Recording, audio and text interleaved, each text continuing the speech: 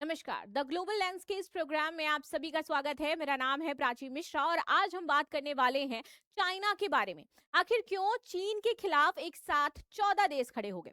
और ये छोटे मोटे देश नहीं, ये बहुत ही महत्वपूर्ण मुद्दे को लेकर खड़े खड़े हुए थे और काफी ज्यादा इंपॉर्टेंट माने जा रहे हैं हमारे इंडो पैसिफिक रीजन के लिए। तो चलिए इसमें समझ लेते हैं। सबसे बड़ा रोल जो अदा कर रहा है दैट इज जापान। और जापान को कहा जा रहा है कि भाई बहुत लंबे समय के बाद इन्होंने अपनी जो सैन्य रणनीति है इसमें बदलाव किया और धीरे धीरे ये एक पावरफुल कंट्री की तरफ जा रहा है, जो कि हमारा जो एशिया क्षेत्र हो जाता है, सेंट्रल एशिया हो जाता है, इसमें बहुत बड़ा रोल अदा कर सकता है पावर बैलेंस को लेकर के। तो बिना किसी देरी के शुरुआत कर लेते हैं हमारे टॉपिक की और समझते हैं कि क्यों चाइना वापस से केंद्र बिंदु में आ गया है और क्या भारत के लिए ये एक अच्छी चीज हो सकती है या भारत के लिए एक बुरी चीज है।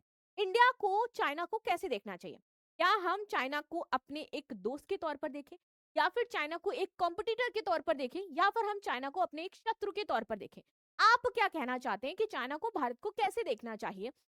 मुझे जरूर कमेंट में बताएं। चलो आगे बढ़ते हैं, देखते हैं। दक्षिण चीनी सागर को लेकर के 14 देशों के बयान पर भड़का है चीन भैया। जापानी राजनयिक को यहाँ पर तलब किया गया है और सिचुएशन यहाँ तक पहुंच गई है कि इनको ये कहा जा रहा है कि भैया आप हमारी कंट्री छोड़ करके जापान चले जाए। यानी कि जो लड़ाई जो बहुत पुरानी है, एंशियंट समय से चली आ रही है, और हम जानते हैं कि जब द्वितीय विश्व युद्ध का समय था तो क्या स्थिति थी जापान और चीन के बीच में। तो वैसी ही एक कंट्रोवर्शियल चीज बनती हुई नजर आ रही है कि क्या वापस से जापान और चाइना आमने सामने आ जाएंगे। और प्लस चीन का ये जो नॉर्थ कोरिया विजिट है ना कहीं जापान को बहुत ही ज्यादा परेशान कर रहा है। तो आते हैं समझते हैं। देखो, चीन जो दक्षिण सागर पर है, 2016 के अंतर्राष्ट्रीय मध्यस्थता फैसले की 10वीं वर्षगांठ पर जापान समेत 14 देशों ने चीन का जो समुद्री दावा है, इसको खारिज किया। कौन सा समुद्री दावा? तो 9 डैश लाइन, इसके दावे को खारिज किया गया कि भैया आप कहते हो कि इस 9 डैश लाइन में जितने भी हमारे कॉन्टिनेंट्स आ जाते हैं सब आपके हो जाते हैं। ये है वो 9 डैश लाइन, 1 2 3 4 5 6 7 8 एंड 9। और इसके तहत ही कहते हैं कि जो भी चीजें आ रही हैं वो सब किसकी हैं? चाइना की हैं। साउथ चाइना सी में जो भी छोटे छोटे द्वीप हो जाते, भले ही वो किसी और देश के हों, लेकिन वो मेरे हो जाते हैं। इंडोनेशिया, ब्रुनेई, मलेशिया, इन सब की जो कंट्री, द फिलीपींस के जो देश हो जाते हैं, ये सब कहते हैं मतलब छोटे छोटे जो आपके द्वीप हो जाते हैं, का कहना है कि ये सारे मेरे हो जाते हैं। और ये 9 डैश लाइन विवाद हमारा काफी लंबे समय से चल रहा है। तो इसको लेकर के फाइनली अब जापान ने मोर्चा खोल दिया कि भैया ये आपका कोई क्षेत्र नहीं हो जाता, आप फालतू में लड़ाइयां करते रहते हो। चीन ने रविवार को बीजिंग स्थित जापानी दूतावास के जो वरिष्ठ अधिकारी हैं उनको तलब किया और औपचारिक विरोध दर्ज कराया है कि दक्षिण चीन सागर पर उसकी संप्रभुता कभी नहीं खत्म होगी। और वो जिन जिन क्षेत्रों को कह रहा है उसके हैं, वो उसके हो जाते हैं। जैसे वो कहता है कि अरुणाचल प्रदेश किसका है? भैया चीन का है तो मान लो चीन का है। वो कहता है कि भैया तिब्बत मेरा है तो मेरा है, ताइवान उसका है तो उसका है। जो कह दिया उसने वो पत्थर की लकीरें आपको मानना पड़ेगा। नहीं मानोगे तो हम आपके साथ अपने जो संबंध है वो खत्म कर लेंगे। खैर आगे बढ़ते हैं। America, Japan, Australia, Britain, Philippines, Canada, Germany, Italy, New Zealand समेत 14 देशों ने संयुक्त बयान जारी किया था 12 जुलाई 2016 को द हेग स्थायी मध्यस्थता न्यायाधिकरण के फैसले के अंतिम और कानूनी रूप में बाध्यकारी बताया। ठीक है, तो अब इन्होंने बोला कि देखो भैया 12 जुलाई 2016 को एक फैसला आया था द हेग में कहा गया था कि आपके क्षेत्र नहीं हो जाते, तो अब हम भी ये कंडेम कर रहे हैं कि आपके क्षेत्र नहीं है। और एक साथ 14 देशों का चीन खिलाफ खड़ा होना ये कोई मामूली बात नहीं हो जाती। ये कितना बड़ा जियोपॉलिटिकल शिफ्ट है, शायद आज हम और आप नहीं समझ पा रहे हैं, लेकिन ये पूरी की पूरी जियोपॉलिटिक्स को बदल करके रखने की ताकत रखता है। ये कि पूरे पूरे जो सेंट्रल एशिया है यहाँ पर पावर बैलेंस पर एक बहुत बड़ा प्रश्न खड़ा कर रहा है कि क्या अब एशिया में हो जाए, क्या होने वाला है ये हमें नहीं पता। क्या अब सभी देश जापान को सेंटर में रख करके अपनी जो हित है उनको पूरा कर रहे हैं? So this is the main reality कि अब जापान के कंधे पर बंदूक रख करके चलाई जा रही है भैया, और अपने हितों को पूरा किया जाएगा। अभी तक उसके लिए काम आता था इंडिया, लेकिन अब काम आएगा जापान। नाउ बयान में कहा गया कि चीन ने 9 डैश लाइन दावे का संयुक्त राष्ट्र समुद्री कानून के तहत कोई कानूनी आधार नहीं है। और देखो हमारा ये जो यूएनसीएलओएस है ये क्या करता है? ये समुद्री क्षेत्र में कहां तक किसका क्षेत्र है वो लाइन डिसाइड करता है, जिसको हम कहते हैं ना कि भैया 9 न्यूटिकल माइल्स तक हमारा क्षेत्र हो जाता है, 10 न्यूटिकल माइल्स तक हमारा क्षेत्र हो जाता है, जिसको ईईजेड जोन बोला जाता है भैया। इजेड जोन बोलते हैं ना, तो ये डिसाइड करता है हमारा यूएनसीएलओएस, ये संयुक्त राष्ट्र समुद्री कानून है। इसने जो समुद्र की लाइन डिसाइड कर दी, मतलब वही आपकी है। लेकिन चाइना कहता है मैं क्यों किसी की बात मानूं, मैं तो चाइना हूं, मैं कुछ भी कर सकता हूं, मैं क्यों आपकी बात मानने लगा भाई। तो बस वही बात है। इस बीच 27 सदस्यीय यूरोप संघ ने भी 2016 के फैसले को शांतिपूर्ण विवाद समाधान की दिशा में महत्वपूर्ण निर्णय बताया था। और अब चीन कहता है कि नहीं, 2016 में जो समझौता हुआ था ये तो गलत हुआ था। इनका मानना है कि अरुणाचल प्रदेश के साथ जो हमने तिब्बत से फैसला किया वो गलत था, क्योंकि तिब्बत मेरा क्षेत्र था। 2016 में ये जो बोला गया है संयुक्त राष्ट्र, हमारा जो समुद्री अंतर्राष्ट्रीय कानून हो जाता है वो गलत हो जाता है। हम किसी फैसले को नहीं, उस समय हमारे पास दिमाग नहीं था, अब हमारे पास दिमाग आ गया, तो जो भी पुराने फैसले वो हम खारिज कर देते हैं। उसका कहना है कि न्यायाधिकरण को इस मामले में अधिकार क्षेत्र प्राप्त ही नहीं है। दक्षिण चीनी सागर पर उनके ऐतिहासिक अधिकार बरकरार रहेंगे और इतिहास से ये हमारा क्षेत्र है, तो ये हमारा ही क्षेत्र बना रहेगा।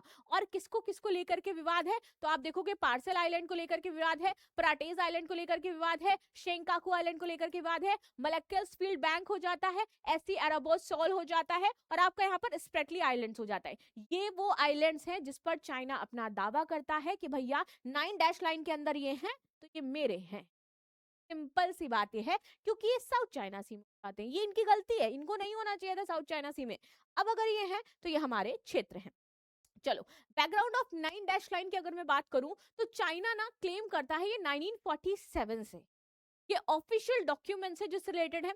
ये कहते हैं कि हम ऑलमोस्ट 90% जो साउथ चाइना सी है वो कवर कर रहे हैं 9 डैश लाइन के थ्रू। 90% हमारा हो जाता है, यहाँ पर ह्यूज रिजर्व ऑयल हो जाता है, नेचुरल गैसेस हो जाती हैं, और इस वजह से reason the all politics depend on the natural resources, the all arguments depend on the natural resources, and that's why China never let go to 9 dash line।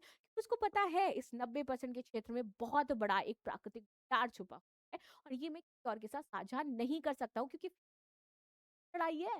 और ईरान यूएस इजराइल वॉर से आप समझ हुआ क्या है, right. चलो भैया, अब आते हैं 2002 में आसियान और China come together to sign the declaration on the code of conduct the parties in South China Sea to keep dispute away. 2002 में जो आसियान है और जो चाइना है उसने सोचा कि इस डिस्प्यूट को रिजॉल्व करते हैं, बट वो नहीं हो पाया। 2009 में फिर से मलेशिया एंड वियतनाम ने ज्वाइंट सबमिशन किया, कमीशन किया, लेकिन तब भी चीजें निकल करके नहीं आई, और ये विवाद आज तक बना हुआ है, ये सॉल्व नहीं हो पा रहा है। अब देखो जापान की चिंता क्या है।